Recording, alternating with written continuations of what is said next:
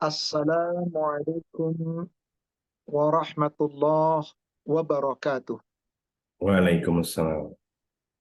Innal hamdalillah nahmaduhu wa nasta'inuhu wa nastaghfiruh wa na'udzu billahi min syururi anfusina wa sayyiati a'malina. May yahdihillahu fala mudhillalah wa may yudlil fala hadiyalah. Asyhadu an la ilaha illallah wahdahu la syarikalah wa anna Muhammadan abduhu wa rasuluhu la nabiyya ba'dah. Allahumma salli wa sallim wa barik ala Muhammadin wa ala alihi wa ashabihi ajma'in wa man tabi'ahum bi ihsan ila yaumiddin. Amma ba'd. Ya ayyuhalladzina amanu taqullaha haqqa tuqatih wa la tamutunna illa wa antum muslimun. Ya ayyuhalladzina amanu taqullaha wa qulu qawlan sadida yuslih lakum a'malakum wa yaghfir lakum dhunubakum wa may yuti'illaha wa rasulahu faqad faza fawzan 'azima. Ma'asyiral muslimin wal muslimat rahimani wa rahimakumullah. Alhamdulillah, kembali pada sore hari ini kita diperjumpakan oleh Allah Subhanahu wa taala. Semoga Allah senantiasa membimbing kita di atas jalan yang hak, dan semoga kita senantiasa menjadi hamba-hamba Allah yang muttaqin, yang tetap istiqamah di atas iman dan takwa. Semoga kita menjadi hamba-hamba Allah yang kelak akan diwafatkan dalam keadaan husnul khatimah. Salawat serta salam semoga terlimpahkan, tercurahkan kepada Nabi kita, Rasulullah Muhammad sallallahu alaihi wasallam.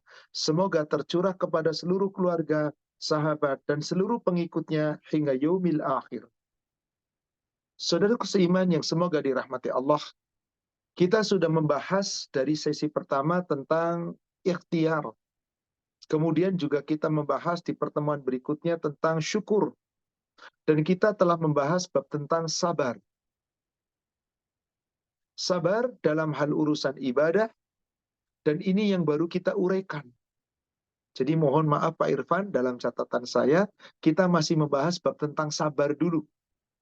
Setelah kita membahas di pertemuan pertama tentang sabar, sebab 3 sesi kita bahas tentang ikhtiar. 2 sesi kita bahas tentang syukur. Dan sesi ke-6 yang telah lalu kita bahas sabar. Sabar dalam hal urusan ibadah. Sabar dalam hal ketaatan. Hari ini kita masih melanjutkan dulu tentang sabar, tapi sabar dalam hal terkena musibah. Karena inilah yang sering sekali manusia lupa. Ketika dalam keadaan kena musibah, terkadang lupa sama Allah. Terkadang lari dari Allah. Maka wajib kita bersabar. Artinya dalam keadaan ibadah, dalam keadaan taat, dalam menjalankan syariat Allah butuh kesabaran. Kita ibadah butuh sabar. Kita sholat, kita mencari ilmu agama, kita beribadah, bersaum yang wajib, yang sunnah, sholat wajib, sholat sunnah, bergaul dengan sesama manusia, menjalankan ketetapan Allah, harus disertai dengan kesabaran. Demikian pula sebaliknya saat kita ditimpa musibah, wajib kita pun dalam hal sabar. Kenapa? Karena dalam keadaan apapun Allah perintahkan kepada kita sabar.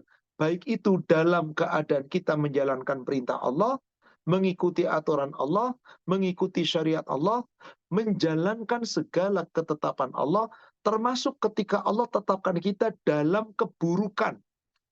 Wajib kita sabar. Maka hari ini kita masih membahas sabar, tapi sabar dalam menghadapi musibah. Kenapa? Karena ada orang yang tidak sabar ketika menghadapi musibah. Di saat musibah terkena menimpa kepada dirinya, dia lari dari Allah. Di saat dia nikmat, dia datang dengan Allah. Dia sabar dalam menjalankan perintah Allah. Tapi ketika ditimpa musibah buruk, dia lari, berpaling dari Allah. Bukankah ada orang-orang yang seperti itu? Untuk itu, saudaraku seiman yang semoga dirahmati Allah, para jamaah keluarga Ajak Kusuma yang semoga dirahmati Allah, insya Allah kita masih meneruskan pada sesi ke-7. Ini tentang sabar dalam menghadapi musibah.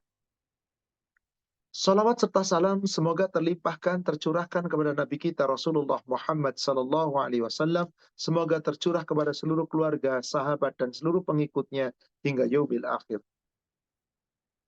Saudara sekalian, saya akan buka sebagai mukadimah surat 22, surat Al-Hajj ayat 11.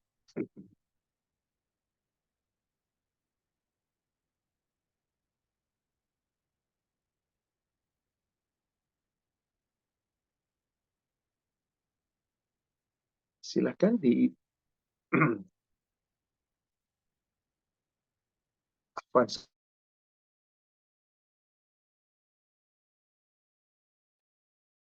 Allah Subhanahu wa taala berfirman, "Wa minan nasi may ya'budullaha 'ala harfin." Dan di antara manusia ada yang menyembah Allah. Dia beribadah kepada Allah 'ala harfin, tetapi ibadahnya tidak sepenuh hatinya. Menyembah Allah hanya di tepi. Apa maksudnya? Dia akan ibadah kepada Allah, sabar dalam menjalankan ibadah di saat dapat nikmat. Dapat nikmat. Maka dikatakan di sini, fa'in asabahu khairun, apabila mereka ditimpa kebaikan, maksudnya memperoleh nikmat, kelapangan, kesehatan, kesenangan, atma'an nabi, maka dia pun tetap tenang, tetap dalam ibadah. Terus dia jalankan ibadahnya. Tapi sebaliknya, wa in asabathu fitnatun anqalaba ala wajhi. Ketika Allah timpakan kepadanya suatu fitnah, yaitu keburukan, ditimpa kesusahan, ditimpa kesulitan, apa yang terjadi? Anqalaba ala wajhi. Ternyata orang itu kemudian berbalik ke belakang. Dia mau menerima kenikmatan, tetap dalam ketaatan ibadah, dia bersabar dalam ibadah, tapi ketika ditimpa musibah yang buruk, ditimpa kesulitan, ditimpa kesusahan, dia berpaling dari Allah. Dia berpaling seakan-akan apa? Dia lupa bahwa segalanya itu pun dari Allah. Maka orang yang seperti ini, kata Allah, khasirad dunya wal akhirah. Orang ini rugi dunia dan akhirat. Dzalika huwal khusranul mubin. Itulah orang yang sangat nyata kerugiannya. Dia rugi dunia, dia rugi akhirat. Kenapa? Karena dia sabar dalam ketaatan di saat dia nikmat. Tapi tidak sabar dalam ketaatan ketika dapat musibah. Untuk itu, bagaimana caranya agar kita bisa bersabar? Baik dalam keadaan kenikmatan maupun dalam keadaan musibah. Kita wajib meyakini bahwasanya ketika Allah timpakan musibah, musibah itu sesuatu yang pasti terjadi. Yang Allah perintahkan kepada kita, tetap kita sabar. Tetap kita sabar. Surat 3, surat Ali Imran ayat 186. Allah Subhanahu wa taala berfirman, "Latub lawunna fi amwalikum." Sungguh, kami benar-benar akan menguji kamu melalui harta kamu. Wa anfusikum, dan kami akan menguji pula melalui jiwa-jiwa kamu. Bisa melalui harta kita, bisa melalui fisik kita, diri kita. Wala tasma'unna minal ladzina utul kitaba min qablikum wa minal ladzina asyraku adzan katsira. Terkadang kita tidak diuji oleh Allah dengan harta kita, dengan jiwa kita, fisik kita. Tapi Allah menguji dengan hinaan dan celaan yang sangat banyak dari orang-orang yang telah diberi kitab sebelum kamu. Dan juga hinaan yang celaan yang banyak dari orang-orang yang menyekutukan Allah. Adzan katsira, hinaan dan celaan yang sangat banyak yang menyakitkan hati. Bukankah kita pernah dicela orang, dihina orang, dicaci maki orang? Itu ujian buruk, itu menyakitkan hati. Tetapi apapun yang terjadi, musibah buruk menimpa kita, baik melalui harta, melalui fisik, melalui hinaan dan celaan orang lain, Allah perintah satu, wa in tasbiru. Dan jika kamu tetap bersabar, wa tattaqu, dan kamu tetap bertakwa, fa inna dzalika min azmil umur. Sesungguhnya kesabaranmu yang kamu barengi dengan ketakwaanmu, itulah hal yang termasuk yang harus kamu utamakan. Dari sini jelas saudara sekalian, namanya manusia hidup pasti akan diuji dengan musibah buruk, bukan hanya yang nikmat saja. Maka wajib kita bersabar dalam kenikmatan, yaitu sabar dalam taat menjalankan perintah Allah. Demikian pula ketika kena musibah, harus sabar dalam kesulitan, tetap menjalankan perintah Allah, dan terus bersabar meskipun kesulitan menerpa kita, bertubi-tubi. Kenapa? Karena sepanjang hidup manusia tidak pernah tidak, kecuali pasti akan diuji dengan bermacam-macam musibah. Musibah kecil, musibah besar, musibah bertubi-tubi, musibah sebentar. Yang mengetahui dan yang mengatur adalah Allah. Yang mengetahui dan mengatur adalah Allah. Dan kita wajib siap apapun, siapapun, dimanapun keadaan kita. Andai kita seorang yang beriman, Allah tidak pernah akan membiarkan kita tanpa ujian. Setiap orang beriman pasti akan diuji. Maka bersiaplah kita menghadapi ujian. Dan bersabarlah dalam menghadapi ujian. Surat 29. Surat Al-Ankabut ayat 2 dan ayat 3.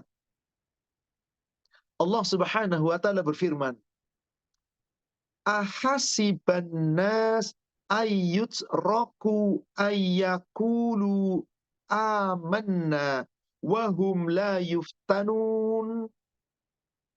Apakah manusia mengira bahwasanya apabila dia telah mengatakan kami beriman, maka mereka tidak akan diuji lagi? Apakah kalau sudah menyatakan dirinya iman, maka tidak diuji lagi? Walaqad fatanna alladzina min qablihim. Kata Allah di ayat ketiganya. Sungguh kami benar-benar telah menguji orang-orang sebelum mereka. Semua manusia yang beriman diuji oleh Allah dengan bermacam-macam kesulitan. Untuk apa Allah menguji itu? Fala wala ya'lamannallahu alladzina sadaqu wala ya'lamannal kadzibin.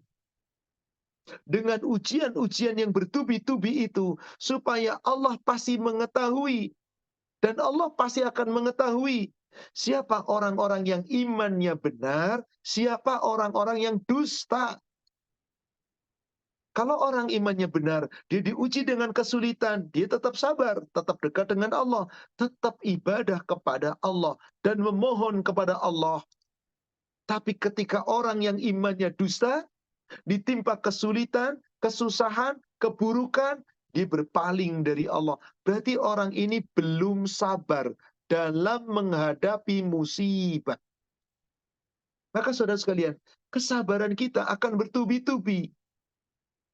Allah akan terus menguji kita dengan kesulitan, dengan kesusahan, dengan keburukan. Maka tetap kita taat kepada Allah, bukan hanya dalam nikmat saja. Tetap dekat dengan Allah di saat kita pun diuji dengan kesusahan, penderitaan, kesulitan, dan bertubi-tubi. Kita yakin ini hanya ujian sementara di dunia. Yang penting Allah perintahkan kepada kita sabar. Surat Al-Baqarah 155 sampai 157. Allah Subhanahu wa taala berfirman, "Walanabluwannakum bisyai'im minal khaufi wal ju' wa naqsim minal amwali wal anfusi was samarat wa basyiris sabirin." Dan sungguh kami benar-benar pasti akan menguji kamu dengan sedikit ketakutan, kelaparan, kekurangan harta, jiwa, buah-buahan, dan bermacam-macam penderitaan. Wa basyiri sabirin. Sampaikan kabar gembira kepada orang yang sabar. Sampaikan kabar gembira kepada orang yang sabar. Siapa orang sabar itu? Di ayat 156-nya. Alladzina idza asabathum musibah qalu inna lillahi wa inna ilaihi raji'un. Yaitu orang-orang yang apabila ditimpakan musibah, mereka hanya mengatakan inna lillahi wa inna ilaihi raji'un. Kami milik Allah, kami semua milik Allah, maka kami pun semua akan kembali kepada Allah. Tubuhku milik Allah, titipan hartaku milik Allah, keluargaku milik Allah. Semua ini milik Allah. Andai kita mampu bersabar, meyakini kita semua adalah milik Allah, yang suatu saat pasti kembali kepada Allah, maka Allah akan memberikan kepada kita pujian. Allah akan memberikan kepada kita rahmatnya. Allah akan memberikan kepada kita ampunan. Bahkan Allah akan limpahkan untuk kita petunjuk. Ulaika alaihim salawatum min rabbihim wa rahmah. Mereka itulah orang-orang yang akan mendapatkan salawat dari Rabb mereka, mendapatkan keberkahan, mendapatkan ampunan, wa rahmah, dan ampunan dan rahmat Allah. Wa ulaika humul muhtadun. Mereka orang-orang yang mendapatkan petunjuk. Ucapkan ini, doa yang telah diajarkan oleh Allah melalui ayat Al-Quran ini. Dan Rasul pun mengajarkan itu kepada kita. Siapapun yang terkena musibah buruk, ucapkanlah inna lillahi wa inna ilaihi raji'un. Lalu membaca doa kepada Allah, insya Allah akan diganti dengan yang lebih baik. Sahih Muslim 865. Sahih Muslim 865. Bismillahirrahmanirrahim. Doa ketika dapat musibah. Dari Ummu Salamah radhiyallahu anha katanya, dia mendengar Rasulullah SAW bersabda, tidak seorang pun di antara orang-orang muslim yang ditimpa musibah, lalu dibacanya apa yang diperintahkan Allah. Inna lillahi wa inna ilaihi roji'un.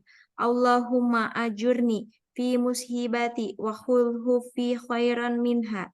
Melainkan Allah menukar baginya dengan yang lebih baik. Ketika Abu Salamah telah meninggal, Ummu Salamah sering bertanya kepada dirinya sendiri, orang muslim manakah lagi yang lebih baik daripada Abu Salamah? Dia orang yang pertama-tama hijrah kepada Rasulullah SAW. Pertanyaan itu sering diulang-ulangnya. Lalu Allah menukar baginya dengan Rasulullah SAW sendiri. Kata Ummu Salamah menceritakan, beliau mengutus Hathib bin Abu Balta'ah melamarku untuk beliau sendiri. Lalu jawabku, bagaimana mungkin? Aku telah mempunyai seorang anak perempuan, dan aku sendiri seorang wanita pencemburu. Jawab beliau, anaknya kita doakan kepada Allah supaya dicukupkan Allah segala kebutuhannya. Dan aku mendoakan pula semoga Allah menghilangkan rasa cemburunya itu. Subhanallah. Doa yang sangat indah yang Allah ajarkan melalui Rasulnya. Rasul ajarkan kepada para sahabat. Ma min muslim asaba musibatin fayaqul ma amarallahu bihi. Tidaklah seorang muslim yang terkena suatu musibah, lalu dia mengucapkan seperti apa yang telah Allah perintahkan kepadanya saat kena musibah.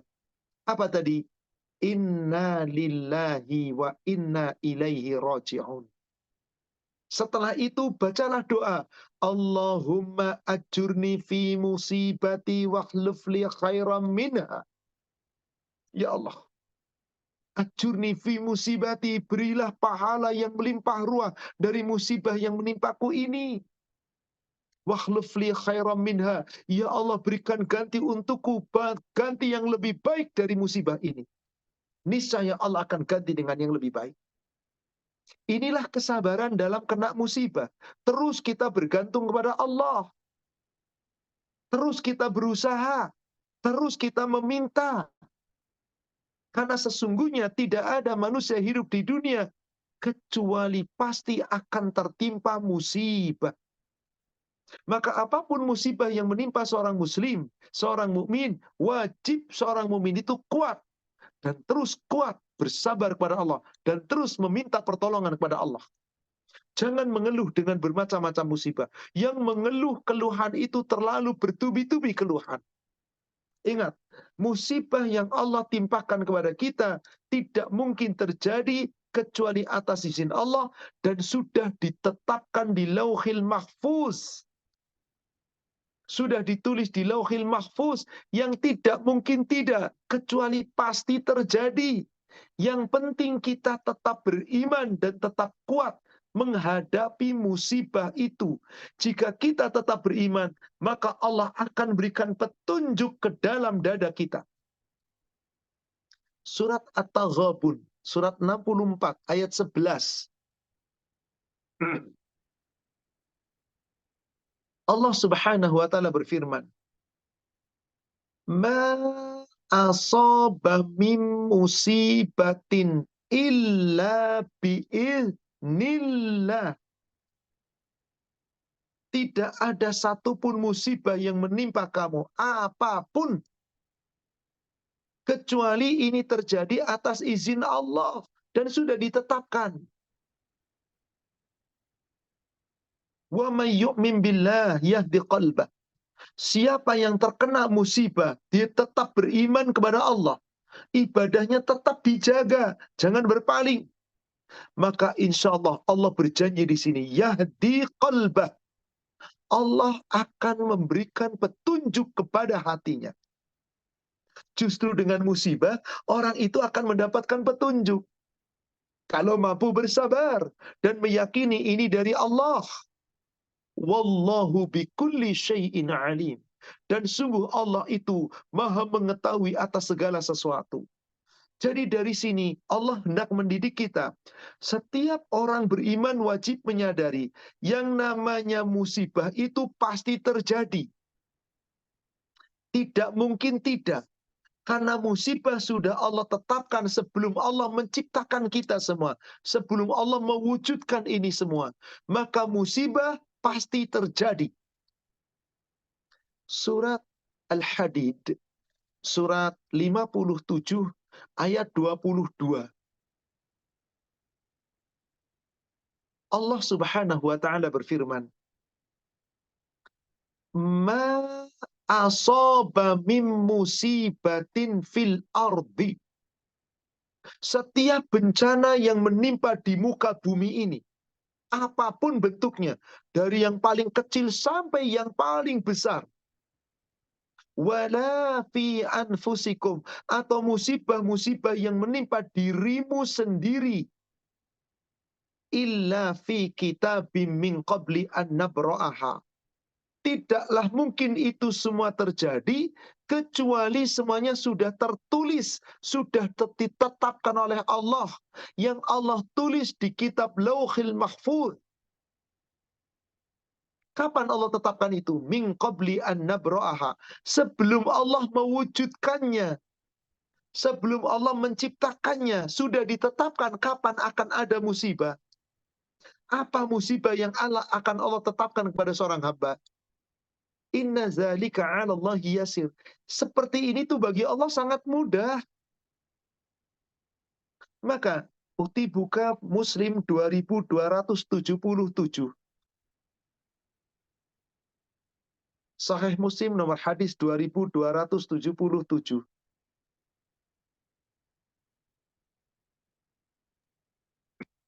Bismillah, segala-galanya terencana. Dari Abdullah bin Amru bin As radhiyallahu anhu katanya, dia mendengar Rasulullah SAW bersabda, Allah Ta'ala telah menetapkan segala ketetapan atau takdir bagi seluruh makhluk. 50.000 tahun sebelum diciptakannya langit dan bumi. Dan ketika itu arsy Allah Ta'ala berada di atas air. Subhanallah. Siapa yang bisa menolak takdir Allah? Siapa yang bisa menghindarkan dari musibah? Nggak ada. Kataballahu maqadirul khalaiq qabla an yakhluqus samawati wal ard. Allah sudah menetapkan takdir untuk seluruh makhluknya, termasuk yang paling utama manusia ini.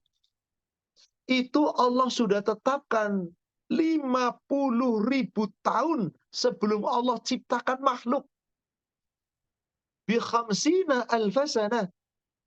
50.000 tahun, saudara sekalian. Maka semuanya sudah diatur oleh Allah. Maka Allah cuma perintah, jika kita tertimpa musibah yang buruk, sabar. Jangan lari dari Allah. Jangan meninggalkan Allah. Jangan kemudian Anda ngambek lalu nggak mau ibadah. Karena mohon maaf, ada orang-orang yang diuji oleh Allah dengan keburukan ngambek. Lalu dia tinggalkan Allah. Dia nggak mau ibadah. Datangnya malah kepada paranormal. Datangnya ke dukun. Datangnya ke ajengan. Datangnya ke orang pintar. Bukannya datang kepada Allah. Inilah manusia-manusia yang tidak sabar ketika ditimpa musibah yang buruk. Hanya sabar ketika ditimpa nikmat. Dia dekat dengan Allah tadi. Di surat pembukaan yang saya bacakan. Yakni di surat 22 ayat ke-11. Na'udzubillah, semoga kita tidak demikian. Kenapa? Dengan ayat ini Allah sudah jelaskan. Tidak ada sesuatu yang terjadi di muka bumi. Sudah Allah tetapkan. Kita nggak bisa menghindar dari musibah. Kita tidak bisa lari dari musibah. Jika Allah sudah tetapkan terjadi, pasti terjadi. Kenapa Allah sampaikan hadis ini? Keterangan ini. Dan kenapa Allah firmankan tadi di surat 57 ayat 22? Allah jawab di ayat yang ke-23-nya. Surat 27, surat 57 ayat yang ke-23-nya. Likaila ta'saw ala ma fatakum wala tafrahu bima atakum. Agar kamu tidak terlalu bersedih hati. Jika sesuatu yang menimpa kamu, yang kamu inginkan sesuatu tapi luput. Pengen nikmat, susah. Pengen kaya, miskin. Pengen sehat, sakit. Pengen nikmat, menderita.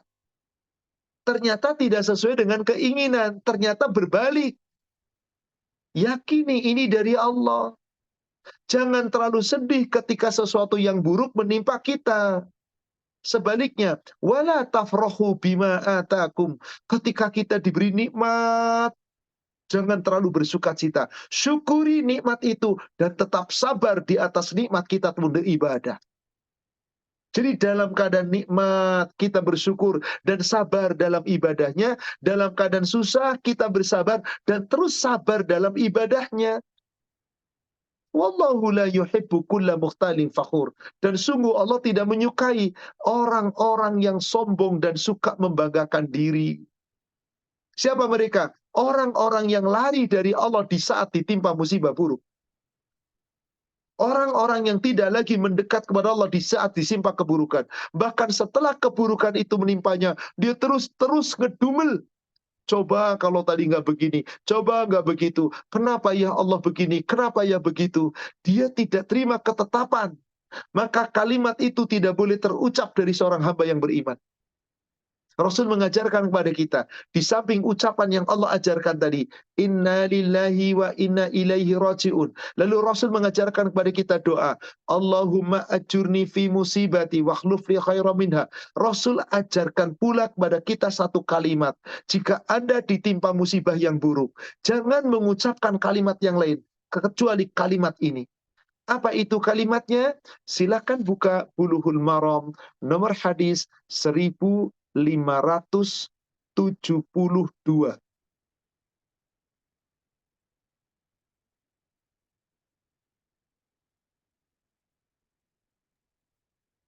Bismillah, dari Abu Hurairah dia berkata, Rasulullah bersabda, orang mukmin yang kuat lebih baik dan lebih dicintai Allah daripada orang mukmin yang lemah, dan masing-masing mempunyai kebaikan.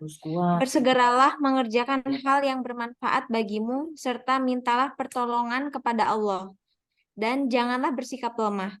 Jika Jika kamu tertimpa sesuatu, maka janganlah kamu mengatakan, seandainya aku berbuat begini dan begitu, tentu akan jadi begini dan begitu. Tetapi, katakanlah, Allah telah mentakdirkan dan apa yang dikehendakinya dia perbuat. Karena kata seandainya akan membuka pintu amal syaitan. Inilah salah satu kunci kesabaran, insya Allah tertanam di dalam diri kita. Kuat dalam menghadapi apapun. Rasulullah bersabda, Al-mu'min qawi khairun wa ahabba ilallah minal mu'mini dha'if. Seorang mukmin yang kuat ketika menghadapi musibah tetap kuat. Itu lebih baik dan lebih dicintai Allah dari seorang mukmin yang lemah. Wa fi kullin khairun. Akan tetapi setiap orang mukmin masing-masing punya kebaikan. Ikhris ala ma yanfa'uk wa la ta'jaz wasta'in billah. Jika kamu tertimpa sesuatu, maka kamu terus jangan lemah, minta tolong sama Allah, dan terus berbuat sesuatu yang membawa manfaat. Jangan berbuat sesuatu yang makin jauh dari Allah. Cari manfaat. Meskipun kita ditimpa musibah bertubi-tubi. Andai kita merasa paling susah, coba lihat saudara kita yang di Palestina, sebagian di jalur Gaza, yang mereka tidak punya salah apa-apa, tiba-tiba dibom. Rumah sakit sedang merawat, tiba-tiba dibom.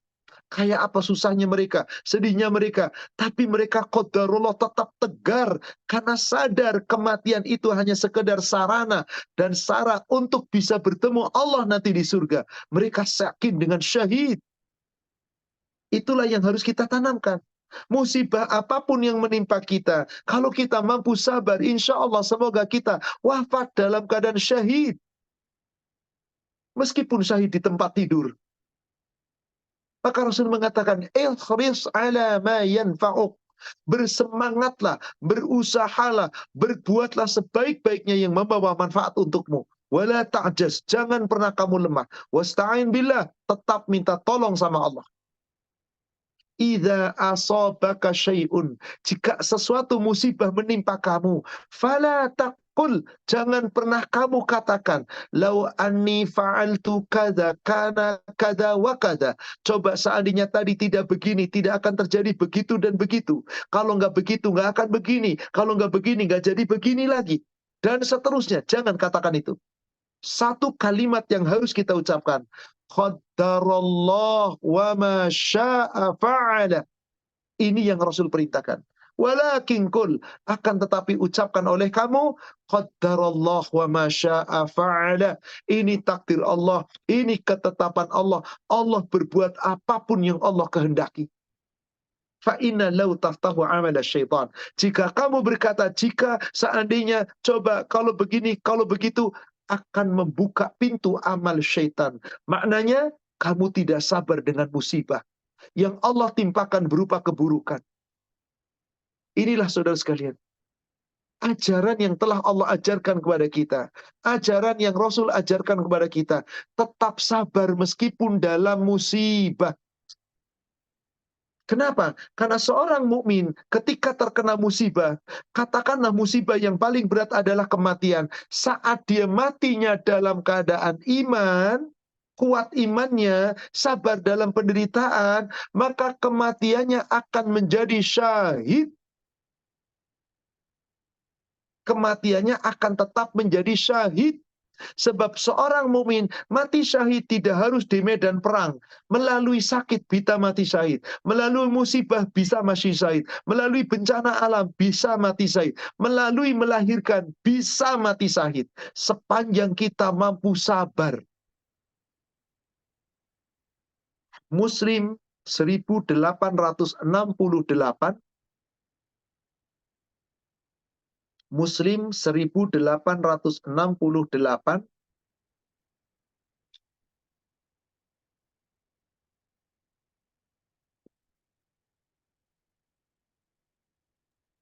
Bismillah, mati syahid 5 macam. Dari Abu Hurairah radhiyallahu anhu katanya, Rasulullah SAW bersabda, seorang laki-laki berjalan di sebuah jalan, lalu dia menemukan sebuah ranting berduri di tengah jalan, maka disingkirkannya ranting itu dengan bersyukur kepada Allah Ta'ala. Allah mengampuni dosanya karena perbuatannya itu. Beliau bersabda pula, para syuhada atau orang-orang yang mati syahid 5 macam. Pertama, al-mat'un, yaitu orang-orang yang tewas karena penyakit kolera atau penyakit menular atau wabah. Yang kedua, al-mabtun, yaitu orang-orang yang tewas karena sakit perut atau melahirkan. Lalu yang ketiga, orang yang tewas karena tenggelam. Keempat, orang yang tewas karena ditimpa tanah longsor atau pohon tumbang dan sebagainya. Dan yang terakhir, yang kelima, orang yang tewas dalam perang fisabilillah. Jadi saudaraku seiman, orang-orang yang betul imannya, yang kuat imannya, yang sabar dalam menghadapi musibah, andai kata pun kematian menemuinya, maka kematiannya tetap syahid baginya.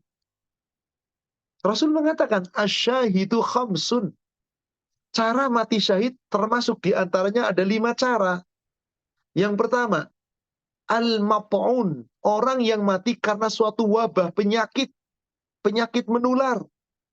Mau penyakit kolera, pernah penyakit demam berdarah, kemarin baru saja telah berakhir COVID, atau penyakit-penyakit yang lain.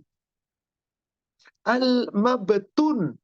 Orang yang mati karena penyakit perut, atau wanita-wanita yang mati karena melahirkan. Yang ketiga, wal gharik, orang yang mati karena tenggelam. Apakah tenggelam di lautan ketika mencari nafkah berlayar ketika menjadi nelayan, atau ketika menggali sumur, atau cara apapun, tenggelam. Selama dia betul-betul dalam keadaan taat kepada Allah, maka musibah kematian melalui tenggelam, syahid. Yang keempat, wal gharik, orang yang mati karena terkena bencana alam. Wasahibil hadm, orang yang mati karena terkena bencana alam.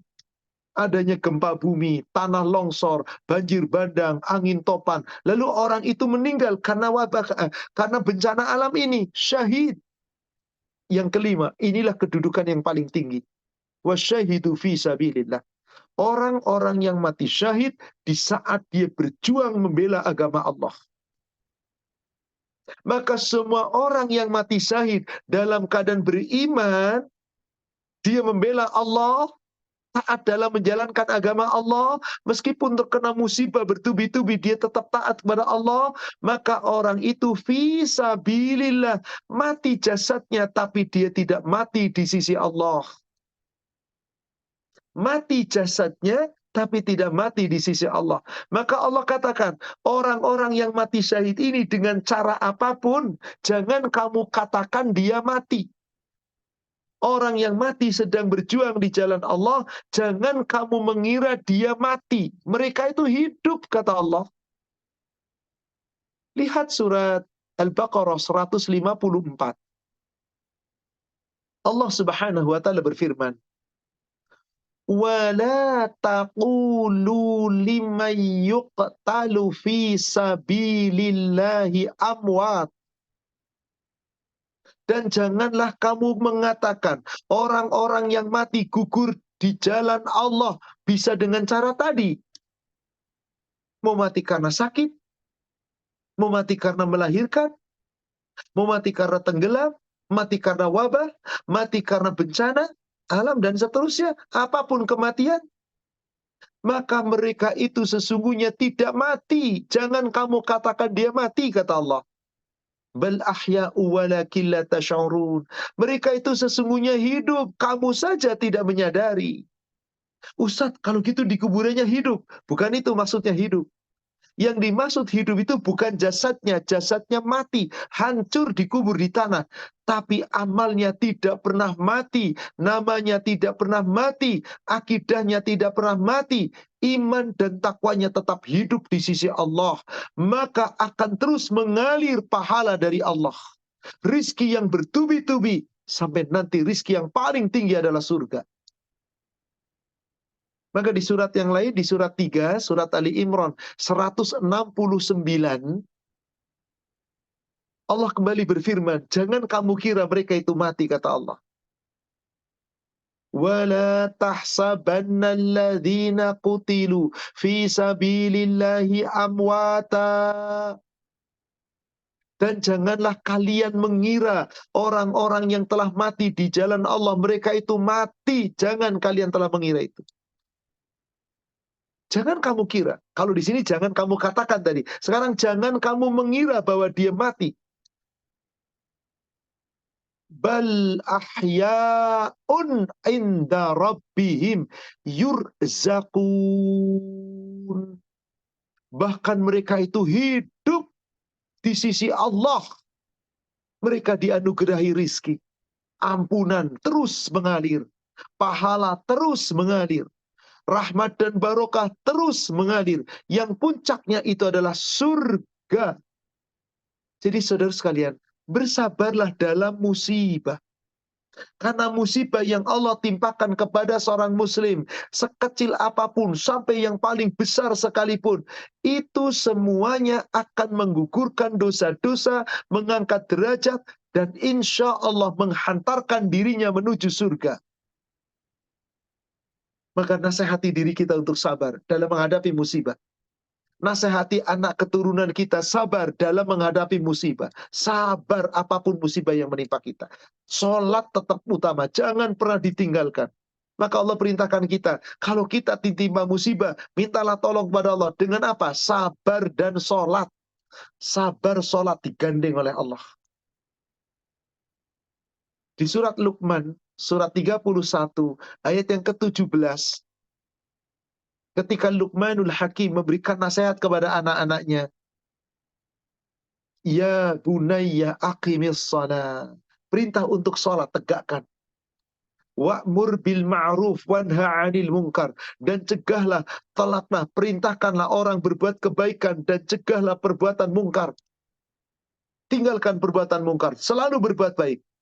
Wasbir 'ala ma asabak. Dan bersabarlah terhadap apapun yang menimpa kamu. Musibah seburuk apapun, dari yang paling kecil yang sampai yang paling besar, sabar. Sabar. Anda sabar itu tidak meninggalkan sholat. Sabar itu tetap menjalankan sholat. Sabar itu tetap kita berinfak dengan sebagian yang Allah titipkan kepada kita. Sabar itu kita terus berusaha mengalah, memaafkan kesalahan-kesalahan orang. Itulah sabar yang sesungguhnya. Dan kata Allah, inna dzalika min azmil umur. Sesungguhnya yang demikian itu termasuk perkara yang penting yang harusnya kita utamakan. Sabar dalam musibah. Berat memang betul. Tapi inilah yang Allah inginkan. Inilah yang Allah perintahkan. Supaya apa? Kita mampu tegar di atas apapun. Dan yakini setiap musibah yang menimpa kita tidak ada yang sia-sia. Bahkan musibah yang Allah timpakan kepada kita menggugurkan dosa-dosa kita, mengangkat derajat kita. Maka dalam kena musibah, mulai dari sakit yang paling ringan sampai yang paling berat, atau penderitaan apapun, ingat, mau kesusahan, kesulitan, penderitaan, sepanjang kita mampu sabar, maka Allah gugurkan dosa-dosa kita. Bukti, buka Muslim 2205.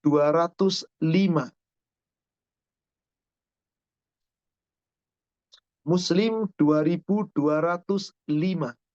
Bismillah. Dari Abu Sa'id dan Abu Hurairah radhiyallahu anhu, keduanya mendengar Rasulullah SAW bersabda, tidak ada suatu cobaan yang menimpa orang mukmin seperti sakit biasa, kesusahan, sakit berat, kesedihan, dan kecemasan, melainkan Allah Ta'ala menghapus dosa-dosanya karenanya. Subhanallah. Ma min muslim yusibu bihi ada au nasabun au saqamun au sakamun au maridun. Tidaklah seorang muslim ditimpakan oleh Allah suatu musibah. Apakah musibah itu sakit, sakit yang ringan, sakit yang kecil, sakit yang besar, kesusahan, kegundahan, kesedihan. Illa khutat bihi khati'atan. Kecuali Allah gugurkan dengan kesabaran menghadapi musibah itu kesalahan dan dosa-dosanya. Subhanallah. Ghufira bihi min sayyiatihi. Allah gugurkan dosa-dosanya. Betapa kesabaran, saudara sekalian. Maka ketika kita diuji oleh Allah dengan sakit, apapun bentuknya, jangan salahkan penyakit. Jangan banyak mengeluh dengan penyakit. Tapi terus cobalah kita bersabar dan terus minta kepada Allah. Karena semua itu akan menggugurkan dosa-dosa. Maka orang sakit biasanya panas, demam. Ternyata fungsi panas itu menggugurkan dosa-dosa kita. Coba, Ukhti buka satu hadis berikutnya, nomor 2207-nya. Dari Jabir bin Abdullah radhiyallahu anhu katanya, Rasulullah SAW datang berkunjung ke rumah Ummu Sa'ib. Maka bertanya beliau, sakit apa kamu sampai menggigil begitu? Jawab Ummu Sa'ib, demam. Allah Ta'ala tidak memberi berkat dengannya. Sabda Nabi SAW, janganlah kamu menyalahkan penyakit, karena penyakit itu dapat menghilangkan kesalahan-kesalahan atau dosa-dosa anak Adam. Seperti halnya dapur tukang besi membersihkan karat-karat besi. Subhanallah.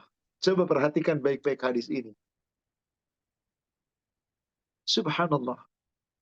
Rasulullah Sallallahu Alaihi Wasallam meminta kepada kita, la tasubbil huma fa innaha tudhibul khotoya bani Adam kama yudhibul qir khabathal hadid. Kalau kamu ditimpa musibah, sakit, penderitaan apapun, jangan suka menggerutu. Jangan salahkan musibah. Jangan salahkan penyakit. Jangan salahkan keadaan. Bersabar. Mintalah sama Allah. Kenapa? Karena ketika kamu sakit, lalu kamu panas, kamu demam, kamu menggigil. Sebetulnya sakitmu itu akan menggugurkan kesalahan dan dosa-dosamu. Jadi anak cucu Adam yang berdosa, ketika ditimpa sakit dia bersabar, ditimpa musibah dia bersabar. Kesabaran itu menjadikan penggugur dosa-dosanya. Seperti ketika tukang besi membakar besi. Lalu saat dibakar semua karat-karat besi hilang. Betapa musibah itu sesungguhnya baik di sisi Allah. Betapa tidak ada musibah buruk di sisi Allah. Semua itu kebaikan-kebaikan. Semua kebaikan-kebaikan. Kalau kita mampu sabar seperti ini. Saat kita dalam kenikmatan, sabar. Sholatnya terus kita jalankan. Saat ketika dititipi harta kekayaan, sabar. Terus kita berbagi semampu kita. Saat kita dihina orang lain, dicela orang lain, kita pun sabar, bahkan mampu memaafkan, dan terus mentaati Allah. Maka jika kita mampu bersabar seperti ini, saudara sekalian, Allah telah berikan jaminan surga. Jaminannya cuma satu, surga. Maka terus, dalam keadaan apapun, ingat, minta tolong sama Allah. Dan sholat, selalu Allah gandeng tadi. Luqmanul Hakim mengatakan, ya bunayya aqimis salat. Wa'mur bil ma'ruf wanha 'anil munkar wasbir 'ala ma asabak. Allah pun perintahkan kepada kita, setiap kita menderita suatu kesulitan, menderita suatu kesusahan, jangan pernah bergantung kepada makhluk, minta tolonglah kepada Allah. Wasta'in billah. Dengan apa kita minta tolong? Dengan sabar, dengan sholat, terus kita jaga. Surat Al-Baqarah 153. Allah Subhanahu wa taala berfirman, ya ayyuhalladzina amanu ista'inu bis-sabri was-salah. Innallaha ma'as sabirin. Allah perintah kita, apapun masalah yang menimpa kita, musibah seberat apapun menimpa kita, maka hendaklah kamu terus bergantung kepada Allah. Mintalah tolong kepada Allah. Wasta'inu bis-sabri was-salah. Dan Allah panggil di sini orang yang beriman. Artinya kalau Anda benar-benar beriman, Anda pasti akan ditimpa musibah. Tetapi musibah seberat apapun yang menimpa kita, terus kita ista'inu, minta tolong kepada Allah, bisabri, dengan penuh kesabaran, wassalah, dan terus jaga salat. Innallaha ma'as sabirin. Sesungguhnya Allah bersama orang-orang yang sabar. Allah akan senantiasa menyertai orang yang sabar. Maka orang yang sabar, sholatnya sabar, tetap dijalankan dalam keadaan apapun. Ketika Allah titipi kekayaan, kita pun sabar, terus berbagi. Orang-orang yang sulit, yang susah, yang menderita, mari kita berbagi. Sabar terus dalam berbagi. Dan ketika kita dihina, dicela, terus kita pun sabar dalam keadaan itu. Maka siapa yang mampu bersabar dalam keadaan seperti ini, insya Allah, Allah hanya memberikan satu jaminan. Surga. Allah masukkan mereka bersama keluarganya. Surat Ar-Ra'du, surat 13. Ayatnya ayat 22 sampai dengan ayat 24. Walladzina sabaru btigha'a wajhi rabbihim. Dan orang-orang yang sabar. Sabar karena mengharapkan keridhaan Rabb mereka. Sabar karena mengharapkan ridha Allah. Mengharapkan berjumpa dan melihat wajah Allah. Bagaimana caranya? Wa aqamus shalah. Orang sabar, orang yang tetap mendirikan sholat. Yang didirikan apapun yang menimpanya, dia tidak tinggalkan Allah. Terus dijaga ibadahnya. Wa anfaqu mimma razaqnahum sirra wa alaniyah. Ketika dititipi rizki oleh Allah, maka dia sabar dalam berbagi, menginfakkan sebagian rizkinya sembunyi-sembunyi atau terang-terangan. Ada saudara kita yang sedang kesulitan, mari kita berbagi rizki kita. Ada saudara-saudara kita yang sedang digempur, bahkan mereka diboikot dari segala bahan makanan, dari penerangan, dari air. Kita punya rizki, mari kita berbagi sedikit untuk meringankan beban mereka. Sabar. Nanti Allah yang akan menolong kita. Allah yang membantu kita. Sabar. Allah janji. Andai kata kita menghilangkan kesusahan orang lain, yaitu sesama mumin di dunia, Allah hilangkan kesusahan kita di akhirat. Yang memudahkan urusan yang sedang susah, maka Allah mudahkan urusan kita dunia dan akhirat. Allah akan selalu menolong seorang hamba jika hamba itu menolong saudaranya di dunia. Nanti di akhirat Allah pasti akan tolong. Infak. Maka di sini dikatakan, wa anfaqu mimma razaqnahum sirra wa alaniyah. Saya akan perlihatkan hadis tentang menginfakkan ini, karena betapa utamanya. Ini bukti kesabaran kita. Kalau kita mau berbagi, tidak bakhil, coba buka Bulughul Maram Ufti, nanti kita kembali ke surat Ar-Ra'du ini. Sekarang kita ke Bulughul Maram dulu. Hadis nomor 1511. Bismillah. Dari Abu Hurairah dia berkata, Rasulullah bersabda, barang siapa melepaskan kesusahan seorang muslim dari kesusahan-kesusahan dunia, maka Allah akan menghilangkan kesusahannya di hari kiamat. Barang siapa memberi kemudahan orang yang susah, niscaya Allah akan memudahkan dia di dunia dan akhirat. Barang siapa menutupi aib seorang muslim, niscaya Allah akan menutupi aibnya di dunia dan akhirat. Allah senantiasa menolong hambanya selama hamba tersebut mau menolong saudaranya. Jadi salah satu bentuk kesabaran adalah saat Allah titipi kita harta. Jangan jadikan harta itu hanya milik kita, lalu kita hanya untuk diri, tanpa peduli kepada sesama muslim yang susah. Tanpa pernah kita peduli dengan sesama muslim. Man satara musliman min kurbatan kurabid dunya. Barang siapa yang menghilangkan suatu kesusahan seorang mukmin dari kesusahannya di dunia, nafasallahu anhu kurbatan min qurabi yaumal qiyamah. Allah akan mudahkan urusannya dari segala kesusahan nanti pada hari kiamat. Allah hilangkan. Wa man yassara ala mu'sirin yassarahu Allahu alaihi fid dunya wal akhirah. Siapa yang senantiasa memudahkan urusan orang-orang yang mukmin di dunia, maka Allah mudahkan urusannya dunia akhirat. Subhanallah. Wa man satara muslimin satarallahu fid dunya wal akhirah. Siapa yang suka menutupi keburukan dan aib sesama mukmin, Allah tutupi nanti aibnya dunia dan akhirat. Wallahu fi aunil abdi ma kana al-'abdu fi auni akhi. Allah akan senantiasa menolong hambanya selama hamba itu mau menolong saudaranya. Bagaimana cara kita menolong saudara kita? Mari kita berbagi dengan simpati. Sebagian harta kita bisa sisihkan untuk orang-orang yang dalam kesusahan, yang dalam kesempitan, yang dalam kesulitan. Mari kita berikan kebahagiaan untuk mereka. Sebagian rizki Allah nggak minta banyak. Bukankah ini jaminan Allah? Dan bukankah kita berbagi dengan harta butuh kesabaran? Kembali tadi ke surat Ar-Ra'du. Tadi sudah sampai wa anfiqu wa anfaqu mimma razaqnahum sirra wa alaniyah.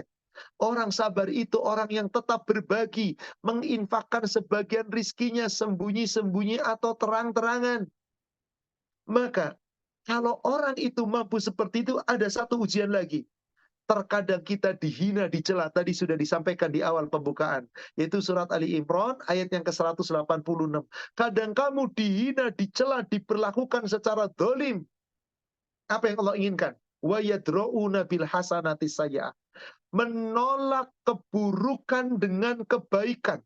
Membalas kejahatan dengan kebaikan. Wah, luar biasa. Ini bukti sabar. Ketika dia dihina orang, dia tetap senyum, dia tetap memaafkan. Ketika dicela orang, dia tidak membalas, tetapi dengan memaafkan. Dengan yang lebih baik. Ini puncak kesabaran, saudara sekalian. Ini puncak kesabaran. Maka kalau itu kita bisa lakukan, sholat kita jaga, ibadah kita jaga, berinfak kita berbagi sesuai kemampuan kita, ditimpa keburukan oleh orang, kita tidak membalas, tapi dengan memaafkan, maka orang itu dijamin oleh Allah surga. Coba perhatikan ujung ayatnya. Ulaika lahum uqbad dar. Mereka itulah orang-orang yang akan mendapatkan tempat kesudahan yang baik nanti di akhirat. Apa sih yang dimaksud kesudahan yang baik itu? Perhatikan ayat 23 dan 24-nya. Jannatu adn yadkhulunaha, yaitu mereka akan mendapatkan surga-surga Aden yang mereka akan memasukinya. Wa man salaha min abaihim wa azwajihim wa dzurriyyatihim. Mereka akan masuk ke dalam surga. Bahkan Allah masukkan bersama orang-orang saleh dari leluhur mereka, dari semua nenek moyang mereka, orang tua mereka, pasangan-pasangan, keturunan-keturunan mereka dimasukkan ke dalam surga. Malaikat-malaikat menyambutnya. Apa kata malaikat? Wal malaikatu yadkhuluna alaihim min kulli bab. Sedang malaikat memasuki pintu-pintu surga, dari segala pintu surga, menyambut penghuni-penghuni surga. Apa yang diucapkan? Salamun alaikum bima sabartum. Selamat sejahtera. Kamu meraih surga, wahai orang yang beriman. Kamu raih surga karena kesabaranmu. Allahu Akbar. Subhanallah. Bukankah ini hasil akhir yang sangat menggembirakan? Bukankah ini tujuan kita hidup di dunia untuk meraih surga? Bersabarlah saudara sekalian. Termasuk ketika kita menghadapi hinaan dan celaan. Orang-orang yang tidak sepaham dengan kita. Orang-orang yang tidak seakidah dengan kita. Mereka menghina dan mencela kita. Mentertawakan kita. Nggak ada masalah. Tenang. Nanti Allah akan balas dengan surga. Asal kita mampu sabar. Allahu Akbar. Ternyata sobar. Hanya 3 huruf. Sod, ba, ro. Sobar. Bahasa Arabnya. Bahasa Indonesianya 5 huruf. S-A-B-A-R. Tapi sungguh dalam implementasi sangat berat. Tapi kalau kita mampu bersabar, terus ibadah kita jalankan dalam keadaan nikmat, terus kita jalankan ibadah meskipun dalam keadaan musibah buruk, terus sabar menghadapi itu, insya Allah semoga kita bisa meraih surga.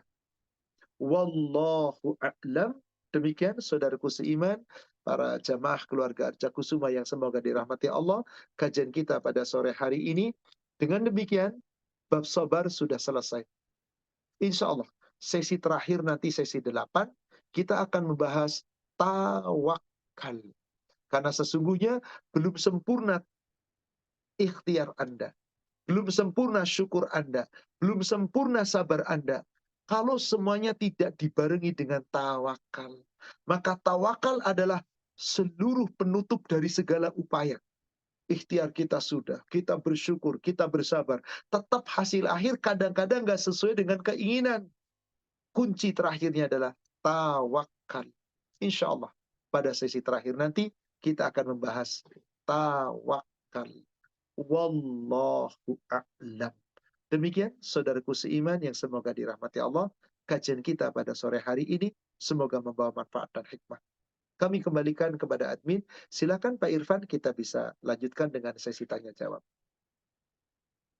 Alhamdulillah, jazakallah khairan Pak Ustadz Ahmad Susilo atas kajiannya pada sore hari ini. Afwan, mohon maaf saya hilaf untuk tahapan-tahapannya. Saya yang sedikit tidak sabar ingin cepat-cepat masuk ke tawakal.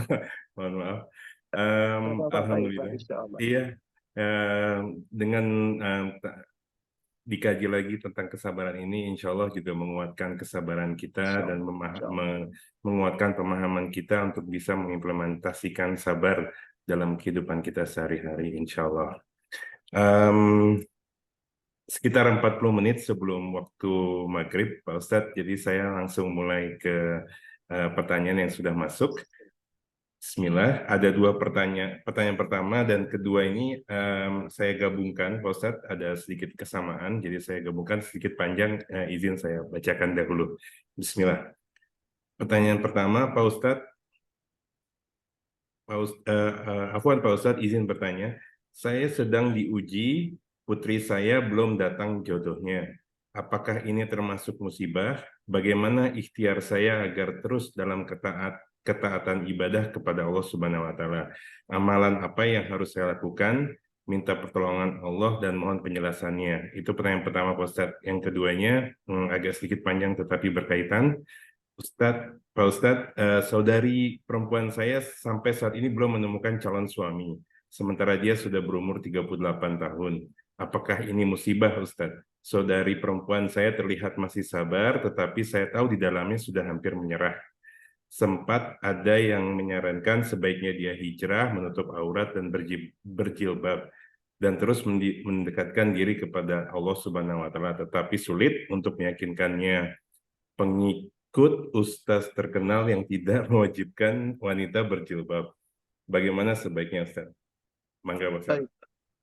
Saudaraku sekalian yang semoga dirahmati Allah, jodoh itu sudah diatur oleh Allah. Jodoh ini sudah ditetapkan oleh Allah.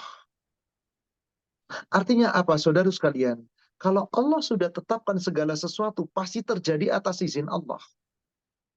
Apakah saya belum mendapatkan jodoh sampai sekarang termasuk musibah? Iya.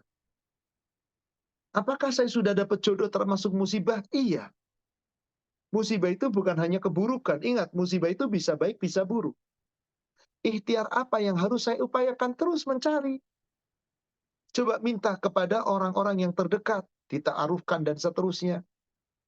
Bismillah, semoga mendapatkan. Tetapi andai kata belum mendapatkan, bismillah, yakinlah, Allah pasti akan memberikan yang terbaik. Yang terbaik tidak harus mendapatkan pasangan. Karena terkadang ada orang-orang yang tidak dapat pasangan di dunia. Abu Hurairah tidak punya pasangan. Bilal bin Rabah tidak punya pasangan. Dan beberapa sahabat dan sahabat yang tidak punya pasangan. Tidak menikah sampai akhir hayatnya. Tapi Allah berikan jaminan kelak mereka dapat pasangan di surga. Karena nggak ada di surga itu jomblo, itu nggak ada. Bersabarlah, terus berusaha. Adapun tadi dikatakan, apakah saya harus berhijab menutup aurat? Bukan karena ingin dapat jodoh lalu hijab nutup aurat. Bukan, keliru nanti Anda. Anda nutup aurat karena Allah. Karena ini kewajiban, karena ini perintah. Tapi selama ini percaya dengan ustadz yang mengatakan pakai jilbab itu tidak wajib. Silakan Anda ikuti ustadz itu. Tapi Anda tanggung jawab di hadapan Allah masing-masing. Tidak bisa berlindung kepada ustadz yang mengatakan tidak wajib pakai jilbab. Jadi saya sarankan siapapun kita yang merasa masih belum sesuai dengan aturan Allah, mari kembali kepada Allah. Bagaimana mungkin Anda minta kepada Allah sementara perintah Allah belum diamalkan? Katakanlah Anda dapat jodoh, belum tentu jodoh yang Allah ridhoi. Jadi intinya sekarang, perbaiki amal ibadah kita, hayo kita hijrah kepada Allah dengan niat ikhlas karena Allah. Adapun ujian-ujian tadi, mari kita minta. Amalan apa? Semua amalan yang wajib harus dijalankan. Yang sunnah semaksimal mungkin kita jalankan. Dan doa minta kepada Allah jodoh yang terbaik. Di mana nanti Allah akan memberikan, apakah tidak memberikan, itu semua sudah Allah tetapkan. Wallahu a'lam. Demikian.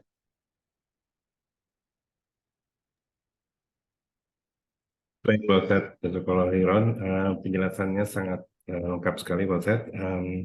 Saya masuk ke pertanyaan berikutnya. Pak Ustadz, dalam hidup kita bisa mendapatkan ujian atau musibah atau juga di waktu bersamaan terlihat mendapatkan karunia rezeki. Contohnya rezeki harta. Banyak manusia melihat ini sebagai karunia, tetapi ini bisa juga sebagai ujian yang bisa mengarah ke musibah atas uang itu sendiri. Bagaimana kita tetap bisa bersabar baik dalam musibah walaupun saat mendapatkan rezeki berupa harta? Sudah pernah kita bahas dulu bab tentang syukur. Orang yang diberikan harta melimpah ruah terus bersyukur, maka musibah itu baik. Dengan cara apa dia bersyukur? Berbagi dengan harta kita. Syukuri ini nikmat Allah, jangan Anda terperdaya dengan kenikmatan. Karena ini hanya sekedar titipan di dunia. Maka betul penanya. Terkadang musibah itu kebaikan. Seiring dengan itu ada nikmatnya harta. Ketika orang itu diberi nikmat dengan harta, ternyata makin jauh dengan Allah, ini musibah baik di sisi manusia, tapi sesungguhnya buruk di sisi Allah. Kenapa? Karena dia tidak bersyukur, dia berpaling dari Allah di saat nikmat. Memang ada orang seperti itu. Kalau tadi yang kita ceritakan tadi sebaliknya, karena kita sedang bicara dalam keadaan sabar dalam musibah, ada orang-orang yang nggak sabar, yaitu ketika nikmat dekat dengan Allah, giliran dapat susah, dia nggak sabar, dia nggak ibadah. Tapi ada yang sebaliknya. Justru ketika susah dia dengan keadaan ibadah, dia taat, dia berdoa, dia meminta. Justru saat dikasih nikmat dia lupa Allah. Ada orang seperti itu? Ada. Coba lihat surat 10 ayat 12. Surat 10 ayat 12. Ini kebalikan dari surat 22 ayat 11. Kalau 22 ayat 11, dia nikmat, dia dekat dengan Allah, susah, dia lari dari Allah. Kalau sekarang kebalik, susah, dia dekat dengan Allah, nikmat, lari dari Allah. Allah katakan di ayat ini. Apa kata Allah? Idza massal insanu durrun da'ana. Adalah manusia ketika ditimpa kesusahan, dia berdoa kepada kami. Lijambihi au qa'idan au qa'ima, dalam keadaan berbaring, dalam keadaan duduk, dalam keadaan berdiri. Ingat Allah, rajin ibadah terus, ya Allah, ya Allah, ya Allah. Apa yang terjadi? Saat ujian buruknya ditimpakan oleh Allah, diangkat lalu diganti dengan baik. Falamma kashafna anhu durrahu, maka ketika kami hilangkan kesusahan itu darinya dan kami berikan kenikmatan kepadanya, marraka allam yad'una ila dhurrim massah, maka orang itu kembali berjalan dengan kembali ke belakang, ke jalan yang sesat. Dia lupa Allah, ditinggalkan ibadah. Seolah-olah dia tidak pernah berdoa kepada Allah di saat dia susah. Kadzalika zuyyina lil musrifina ma kanu ya'malun. Demikianlah orang-orang yang melampaui batas. Dia akan selalu memandang baik apa yang mereka kerjakan. Terus, maka dibiarkan oleh Allah. Na'udzubillah. Jadi orang ini mampu sabar ketika dalam keadaan susah, nggak sabar dalam keadaan nikmat, lupa diri. Ada pula tadi mampu sabar dalam keadaan nikmat, tapi nggak mampu sabar dalam keadaan susah, berpaling dari Allah. Yang terbaik adalah kita tetap bersyukur. Apapun kebaikan keburukan, ini adalah ujian, bisa baik, bisa buruk. Baik, mari kita bersyukur, terus bersabar dalam menjalankan perintahnya. Buruk, tetap kita bersabar, terus kita menjalankan perintahnya. Insya Allah jika itu kita lakukan, kita beruntung. Wallahu a'lam. Baik, jazakallahu khairan Pak Ustadz atas jawabannya. Saya beralih ke pertanyaan berikutnya. Bismillah. Agak sedikit panjang Pak Ustadz pertanyaannya. Pak Ustadz, anak saya sudah lebih dari 5 tahun mencoba memiliki keturunan. Sudah coba ke beberapa dokter dan perlu melakukan treatment hormon sebelum fokus ke kehamilan. Anak kami sudah mencoba sabar dan tampaknya sudah mulai kelelahan fisik dan mental.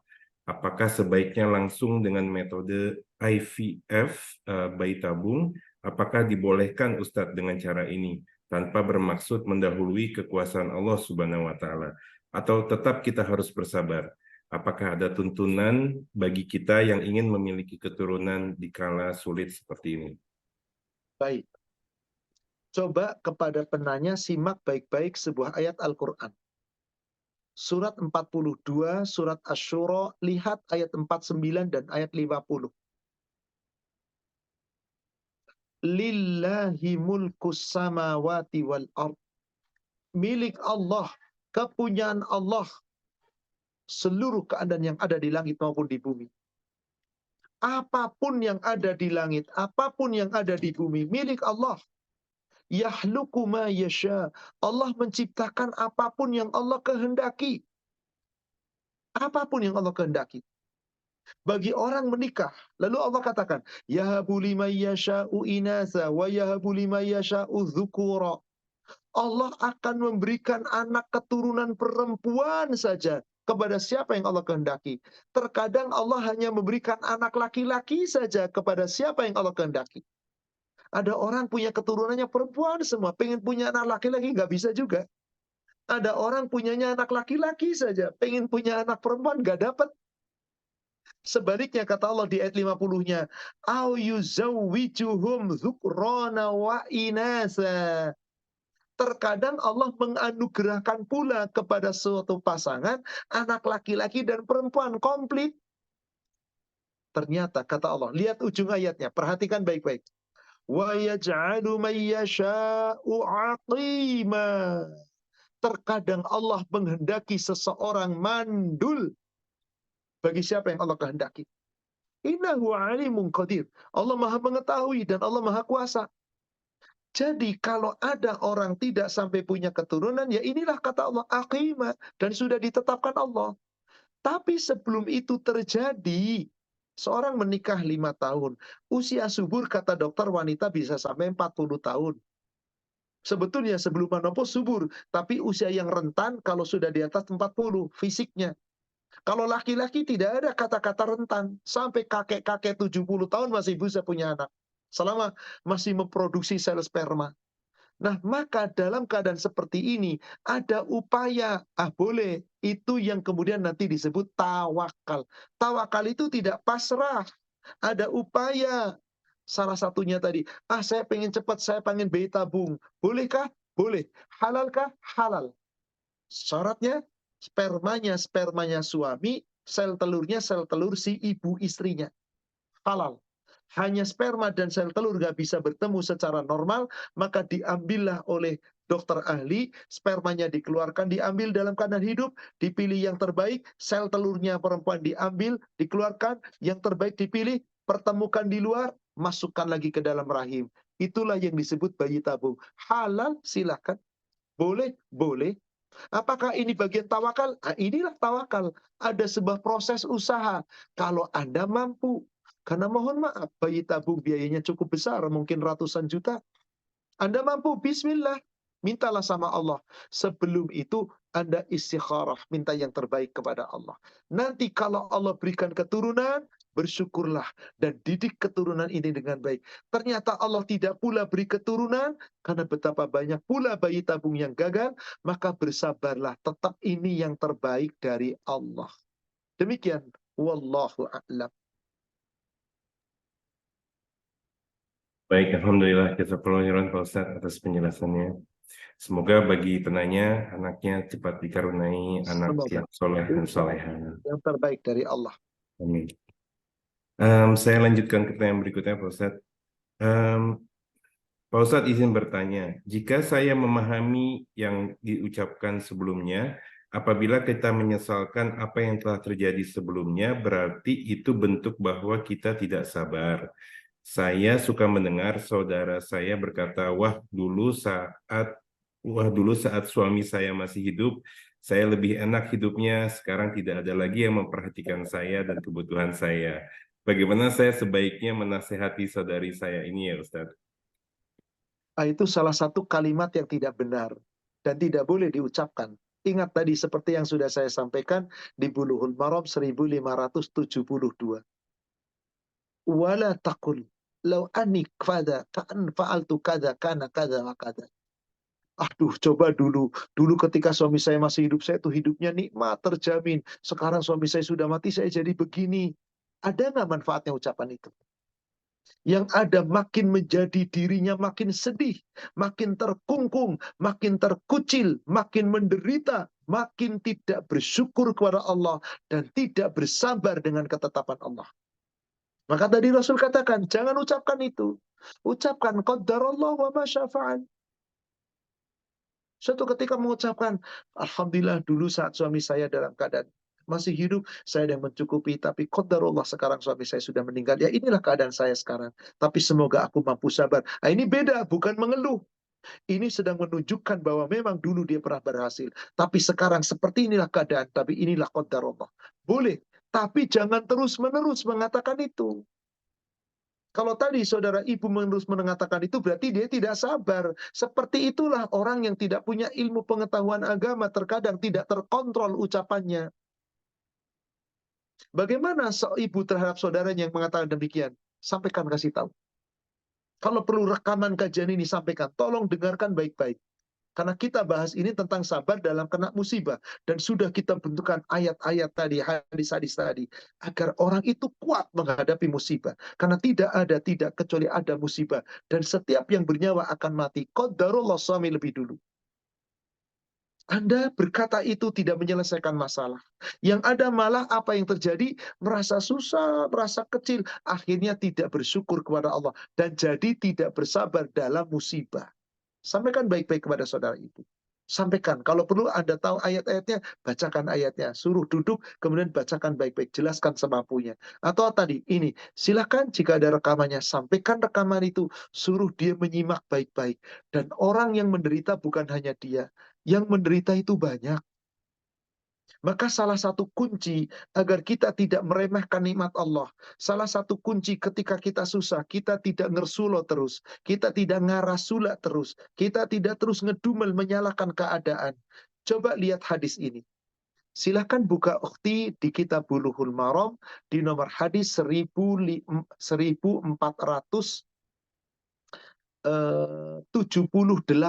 Sebentar. 1486. Kalau nggak 86, 87 dari Abu Hurairah.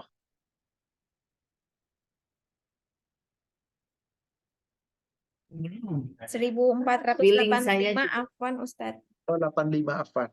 Ya. Yang lihatlah orang yang di bawah kalian ya Ustadz. Lihatlah orang yang di bawah Anda. Ya, bismillah. Dari Abu Hurairah dia berkata, Rasulullah bersabda, lihatlah orang yang di bawah kalian. Jangan kalian melihat orang yang berada di atas kalian. Karena dengan begitu, kalian tidak akan meremehkan nikmat Allah yang telah diberikan kepada kalian. Sampaikan ini kepada saudara Anda. Alhamdulillah, kamu masih lebih beruntung. Meskipun suamimu sudah tidak ada. Tolong jangan terus ngersulo, jangan terus menderita, jangan terus mengatakan, dulu ketika nggak usah, sudah terjadi. Lihat ada orang yang jauh di atas kesusahan kamu. Kamu harusnya lebih bersyukur, lebih baik dari dia. Sampaikan ini. Maka Rasul perintah, unzuru ila man huwa asfala minkum wala tangzuru ila man huwa fawqakum. Lihatlah orang-orang yang ada di bawah kamu keadaannya, yang lebih susah dari kamu, lebih menderita dari kamu. Jangan lihat orang yang lebih nikmat dari kamu, jangan. Kalau kamu lihat yang nikmat-nikmat, kamu merasa paling susah. Tapi ketika kamu susah, lihat yang lebih susah dari kamu, kamu akan bersyukur. Alhamdulillah, saya lebih nikmat dari dia. Maka yang seperti itu, kata Rasulullah, fahuwa ajdaru alla tazdaru nikmatallah alaikum. Niscaya tidak akan menjadikan kamu meremehkan nikmat Allah yang telah Allah berikan kepada kamu. Demikian, wallahu a'lam.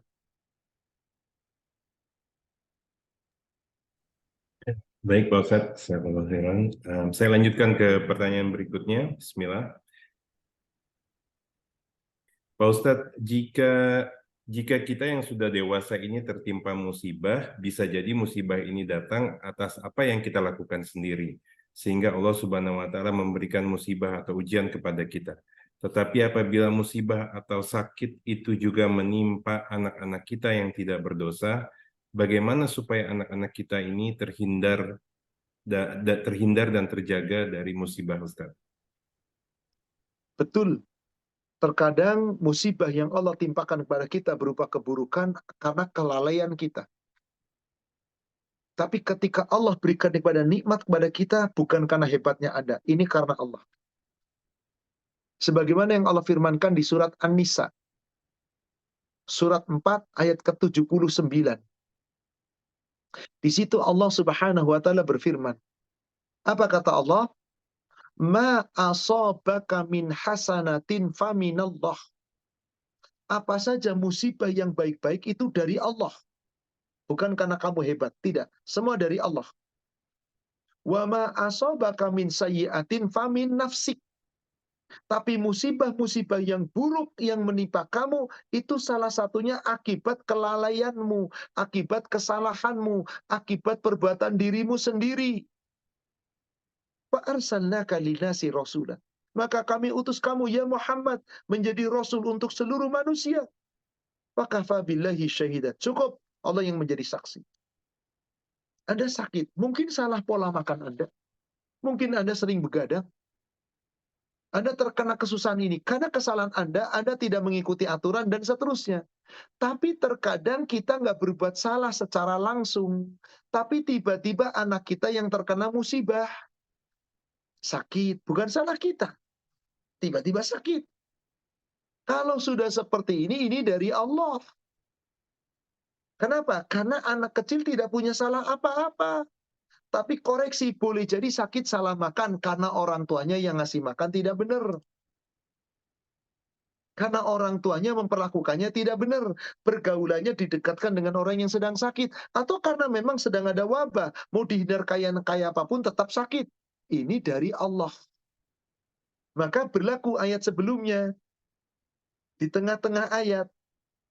Wa in tusibhum hasanatun yaqul hadhihi min indillah. Jika mereka ditimpa kebaikan, maka mereka mengatakan ini dari Allah. Wa in tusibhum sayyi'atun yaqul hadhihi min indik. Jika ditimpa kesusahan, mereka mengatakan ini dari sisi kamu. Lihat ujung ayat ke-78-nya. Allah berfirman di ujung ayatnya. Qul, katakanlah, kullum min indillah. Semuanya datang dari Allah. Mau baik mau buruk dari Allah. Maka saat tidak ada faktor kesalahan dari anak kita, dia masih kecil, nggak ada kesalahan. Tiba-tiba diuji sakit. Pertama, Allah hendak menguji kedua orang tuanya. Mampu sabar nggak ketika Allah uji anak yang dicintainya menderita? Apakah kemudian dengan itu si orang tuanya makin dekat dengan Allah atau makin jauh dari Allah? Jadi sesungguhnya yang sedang diuji orang tuanya melalui anaknya. Anaknya tidak punya salah apa-apa. Maka di sini sikap orang tua yang nanti mencerminkan apakah orang ini sabar atau tidak ketika anaknya yang diuji. Demikian. Wallahu a'lam.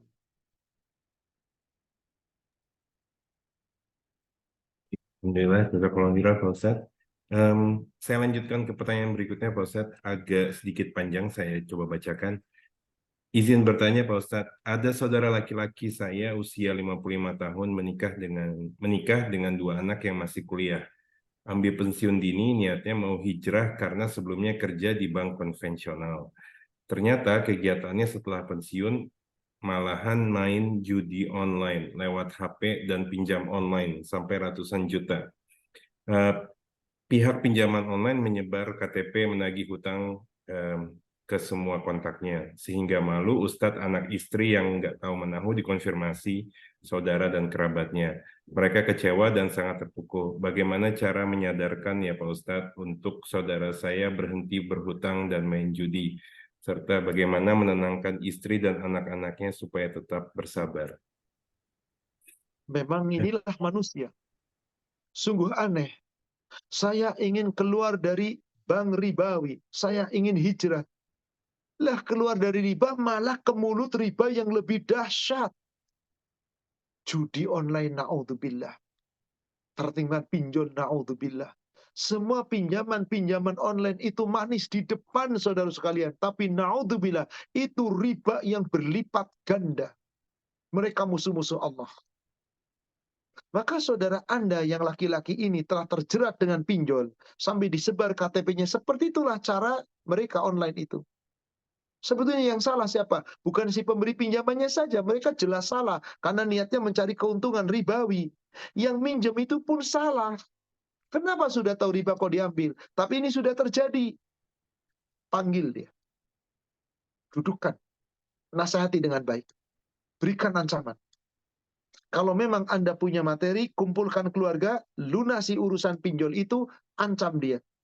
Kalau kamu berani lagi dengan urusan pinjol dan judi online, silahkan kamu lakukan sendiri. Kami semua keluarganya tidak mau membantu Anda. Panggil, katakan dengan tegas. Silahkan urus sendiri. Silahkan urus sendiri. Dan katakan kepada pinjol-pinjol itu, jangan pernah memberikan pinjaman lagi. Kalau bisa, isi dan anak-anaknya ambil. Santuni. Orang-orang yang menyantuni keluarga yang miskin dari keluarganya, yang tidak mampu, apalagi suaminya seperti ini, nggak bisa diandalkan, maka orang itu seperti sedang berada jihad fisabilillah. Bismillah. Selesaikan semua pinjolnya, selesaikan semua ribanya. Peringatkan dulu saudara Anda tadi. Panggil, dudukkan, datangkan semua keluarga, istrinya, anak-anaknya datangkan, kasih nasihat tegas. Jangan cuma omongan di luar, jangan cuma WA, jangan. Panggil sidang, tapi tentu dengan cara yang sopan, bukan dengan celaan dan hardikan. Katakan dengan tegas, bahkan boleh dengan sumpah, demi Allah, kali ini kami bantu kamu menyelesaikan pinjol. Jangan kamu yang bayar, kami yang bayar. Selesaikan semua urusan utang piutang. Tapi setelah ini jika kamu tetap mengadakan pinjaman-pinjaman ribawi, demi Allah kami tidak ikut campur tangan, silahkan urus sendiri. Tegas, ancam. Kalau masih begitu, tinggalkan kamu, silahkan. Kamu gak usah berhubungan lagi dengan kami. Gak masalah, memutus silaturahim Ustaz. Bukan, tapi ingin memberikan pelajaran tegas, biar dia punya efek jerat. Lunasi, rekrut istrinya dan anak-anaknya, rangkul, santuni. Insya Allah, orang yang menyantuni keluarga yang miskin, dari keluarga dekatnya, apalagi itu adalah ipar, anak-anaknya berarti ponaan-ponaan, maka insya Allah seakan-akan seperti orang yang sedang berjuang syahid fi sabilillah. Demikian, wallahu a'lam. Pak Ustadz, alhamdulillah. Nah, saya lanjutkan ke pertanyaan berikutnya, Pak Ustadz. Izin bertanya Ustadz mengenai doa musibah yang diucapkan Ummu Salamah. Apakah pengganti yang lebih baik itu berbentuk suami? Bagaimana jika tidak punya niat untuk menikah lagi? Apakah tetap boleh mengucapkan doa yang dimaksud? Demikian Ustadz. Jazakallahu khairan. Pikiran kita kadang-kadang fokusnya ke sana. Ganti terbaik tidak harus berupa materi, tidak harus berupa fisik, tidak berupa harus apa. Tidak. Yang terbaik itu terkadang apa? Anda nggak dikasih suami lagi. Apalagi Anda tidak punya keinginan. Gantinya yang terbaik. Nih, akidahnya lebih baik. Kesabarannya lebih kuat. Rasa syukurnya lebih kuat. Tawakalnya lebih kuat. Gantinya berupa akidah. Itu jauh lebih baik dibandingkan manusia. Boleh jadi punya suami nanti bukannya lebih baik. Yang ada malah jadi tekanan mental. Dan banyak kasus seperti itu. Hanya karena ingin menikah, lalu tidak dengan cara yang baik, langsung saja diterima, tiba-tiba di tengah jalan malah bermasalah. Yang ada apa? Bukannya makin rukun, malah makin berat. Dan banyak sekali kasus-kasus seperti itu. Yang akhirnya berpisah. Tapi ada juga yang betul-betul dapat ganti suami yang lebih baik. Ini rahasia Allah. Yang jelas kalimat Allahumma ajurni fi musibati wakhluf li khairam minha bukan berarti ganti itu dari sisi pasangan. Boleh jadi ketika ayahnya masih hidup, anak-anaknya belum terlalu disiplin dalam ibadah. Begitu orang tuanya meninggal, si anak-anak ini terpukul. Justru dengan itu dia makin dekat dengan Allah. Akidahnya lebih baik, makin nurut, makin gampang disuruh, ibadahnya nggak pernah ditinggal. Ini ganti yang lebih baik daripada pasangan. Mungkin dari sisi ekonomi, meskipun suami nggak ada, ternyata diberikan rasa yang lebih banyak. Dari rizki yang halal, anak-anaknya diberikan usaha yang mudah, diberikan usaha yang halal. Ini ganti yang lebih baik daripada seorang suami. Jadi ganti yang lebih baik itu bisa dari sisi materi, bisa dari sisi kesehatan, ketenangan, dan yang paling utama dari perbaikan akidah, perbaikan agama, kesabaran meningkat, tawakal, rasa syukur. Ini ganti yang tidak ternilai sebab harta suami tidak bisa diganti dengan akidah. Demikian wallahu alam. Jadi tetap kita berdoa meskipun dalam hati kita pernah katakan saya nggak pengen nyari suami lagi. Tapi doa itu tetap dialantunkan karena ini contoh Nabi. Nabi yang mengajarkan kepada kita.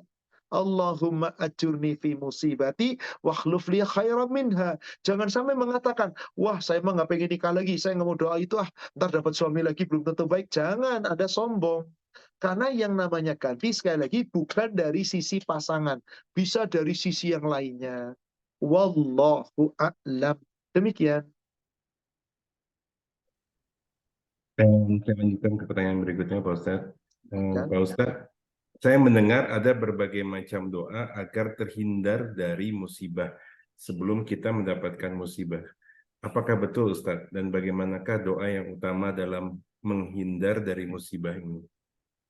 Saudara sekalian, kalau menghindari itu sama sekali tidak terkena musibah, nggak mungkin. Boleh jadi Anda terhindar dari musibah A, datang musibah B. Terhindar dari musibah B, datang musibah C. Karena tiap hari ada saja Allah tetapkan pada kita.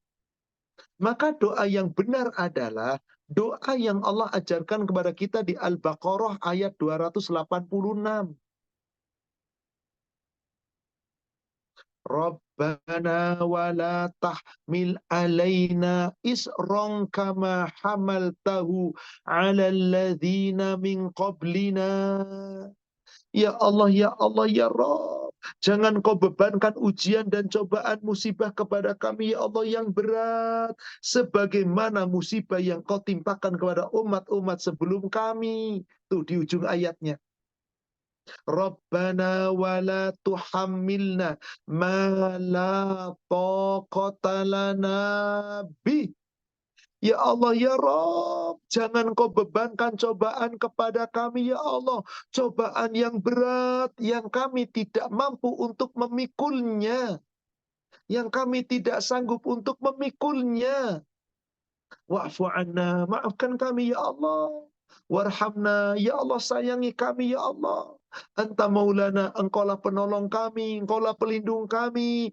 Fangsurna alal qaumil kafirin, ya Allah, tolonglah kami dari orang-orang yang kafir itu. Inilah doa yang terbaik yang Allah contohkan, yang Allah ajarkan. Jadi jangan menolak takdir, jangan menolak musibah. Gak bisa, karena musibah itu dari sisi macam-macam. Maka sebaiknya doa ini, jangan pernah Anda tinggalkan. Rabbana la tu'akhidna in nasina au akhtana. Rabbana wa la tahmil alaina isran kama hamaltahu ala alladhina min qablina. Rabbana wa la tuhammilna ma la taqata lana bih. Maka ini doa yang telah Allah ajarkan kepada kita. Baca. Dan inilah penutup Al-Baqarah yang senantiasa Rasul membacanya. Wallahu a'lam. Dua pertanyaan lagi Pak Irfan. Qadarullah sudah mendekati waktu maghrib. Baik, Pak Ustadz. Saya lanjutkan ke pertanyaan berikutnya. Bismillah, Pak Ustadz. Izin bertanya, bagaimana caranya memberitahu kepada orang tua yang sedang sakit? Kadang-kadang suka mengeluh supaya tidak tersinggung. Karena pasti orang tua sebenarnya sudah tahu harus bersabar, tetapi tetap saja tidak bersabar. Kadang demikian. Kita menghadapi orang tua, menghadapi pasangan, menghadapi anak, menghadapi saudara. Sakit tapi banyak ngeluh. Dikit-dikit aduh sakit, aduh pusing, aduh ini ngeluh. Pertama, kita biarkan dulu aja. Karena kadang-kadang ketika dinasihati nanti salah sangka. Biarkan dulu. Tapi kalau kau keluhannya sudah bertubi-tubi dan sering mengeluh, cobalah dengan nasihat. Ibu sabar ya Bu ya, insya Allah menjadi penggugur dosa-dosa loh. Ibu lagi disayang Allah loh. Ibu lagi dicintai Allah. Ada hadis loh Bu, ada hadis loh Pak. Di mana ketika Allah cinta kepada hambanya, sayang kepadanya, itu dikasih musibah. Hadis itu sahih, betul. Riwayat Imam At-Tirmidzi dari Anas bin Malik. Idza aradallahu bi'abdihi khairan yusib minhu. Jika Allah menghendaki kebaikan kepada seorang hamba, di antaranya Allah timpakan musibah. Kalau ibu sabar, gugur dosa-dosa. Subhanallah. Dengan kalimat yang baik. Dengan kalimat yang baik. Jangan, sabar ibu, ngapain sih udah tua, bukannya sabar, malah ngeluh melulu. Jangan. Dengan kalimat yang baik, sabar. Dengan pelukan, insya Allah. Kenapa? Kadang-kadang ada tipe orang yang sedikit-dikit ngeluh. Ngeluh, nggak ngeluh sama, dia tetap sakit kan? Aduh pusing, aduh panas, aduh pulak, aduh pilek, aduh. Sedikit-dikit ngomong. Kenapa sih nggak disimpan aja dengan kalimat? Dengan untuk dirinya sendiri. Udah buktikan aja. Kalau memang dia sudah biasa minum obat itu, ambil minum, bismillah. Dan minta tolong sama Allah. Semoga melalui ini menjadi kesembuhan. Menjadi sarana. Tapi memang kadang ada tipe orang yang seperti itu. Pokoknya ngomong aja deh. Nggak tahu ketika sendiri ngomong apa tidak. Tapi kadang di depan anaknya ngomong, di depan pasangannya ngomong, istri di depan suaminya ngomong. Apa mungkin supaya dapat perhatian? Tidak ada masalah. Tapi jangan terlalu keseringan mengeluh itu. Nggak berguna. Karena sudah pasti terjadi. Hanya tadi terhadap orang tua. Khawatir nanti tersinggung. Betul. Maka seperti tarik ulur lah. Pelan-pelan. Bahkan ada lagi hadis. Kata Rasulullah begini, hadisnya sahih, riwayat Imam At-Tirmidzi dan An-Nasai, juga dari Anas bin Malik. Idza aradallah bi abdihi khairan ajjala lahu 'uqubatan fid dunya. Idza radiya radiyallah, idza sakhata sakhatallah.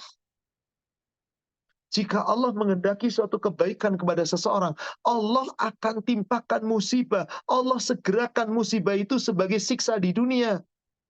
Ajalallahu uqubatan fid dunya. Disegerakan siksanya di dunia. Supaya dengan itu dia sabar gugur dosa-dosanya. Jika orang itu ditimpa siksaan sakit, kemudian dia ridho, Allah ridho. Tapi jika dia marah, dia ngedumel, dia benci, Allah benci. Sampaikan dengan baik. Aku dengar hadis ibu, ada hadis begini. Udah, nggak hafal hadisnya, nggak apa-apa, pakai terjemahan aja. Semoga jadi kebaikan ya Bu ya. Ini penggugur dosa-dosa ya. Syafakillah tahurun la ba'sa insyaallah. Kalimat ini menguatkan insyaallah. Wallahualam. Dan jangan lupa sebagai seorang anak, doa. Ya Allah, berikan kekuatan untuk orang tuaku yang sedang tertimpa musibah. Suami, doakan istrinya. Ya Allah, berikan kekuatan istrinya. Semoga kuat dalam menghadapi musibah. Istri, doakan suaminya. Saling mendoakan. Insya Allah menjadi kekuatan. Wallahu a'lam. Pertanyaan terakhir. Baik Pak Ustadz, yang terakhir ini ada dua pertanyaan terkait, saya coba gabungkan Pak Ustadz, izin. Pertanyaan pertama, Pak Ustadz, bagaimana caranya menasihati seseorang yang akan proses perceraian dan terlebih lagi menjadikannya saat ini membuka hijabnya? Apakah itu termasuk ujian Ustadz? Pertanyaan kedua Pak Ustadz, suami saya menanyakan izin untuk menikah lagi. Apa ini musibah di mana saya harus bersabar, Ustadz, dan menerima suami saya menikah lagi? Atau saya sebaiknya bercerai saja? Sebenarnya kondisi pernikahan dan keluarga kami sampai sejauh ini dalam kondisi baik. Mangga Pak Ustadz. Baik. Ini aneh. Ada seorang wanita menuntut cerai lalu mengancam akan melepas hijab. Tapi memang ada. Inilah ciri orang yang tidak sabar. Ketika menghadapi musibah perceraian.